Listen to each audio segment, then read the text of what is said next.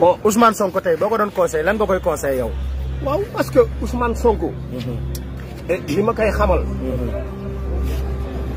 mooy na gën a continuer. di sakku ci yàlla. mi ko cëral.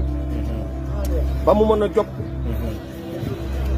et di jëm ci yoon wu nga xam ne. yoon wu rafet la. wu yàlla di nangu.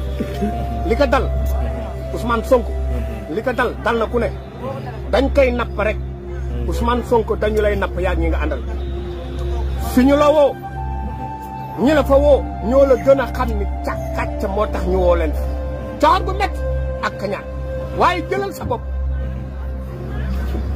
teg fi la yàlla teg tamit bu ñu la waxee ne yow yaa taal nangam yow am nga ful la xam naa ko taxawal bu baax wax fa nga nekk la xew Touba leer na Serigne Bass Abdou Khadre du sa coobare la coobare ñi nga xamante ne ñoo dëkkee Touba di wuyoo Serigne Touba di ay noonu Serigne Touba ak saay-saay yi nekk ci àdduna bi ñoo di yàq ñoo di yàq mais dañu defar naka nit ñi xam Macky Sall mais ngay gis am na ñi ko jàppale ay saay-saay yu bon lañu Ousmane Sonko am na ñu ko jàppale ay saay-saay yu bon lañu yàlla am na ñu ko jàppale ay saay-saay yu bon lañu Serigne Touba am na ñu ko jàppale ay saay-saay yu bon lañu kon nañu teg dëgg gi moo gën a wóor caaxaan bakkan kenn du ko fooye Ousmane Sonko xamu leen fu mu toll ci yàlla xamu leen lu ma juri ëllëg bàyyi leen doomu jaambur yéen ay dëmm ngeen.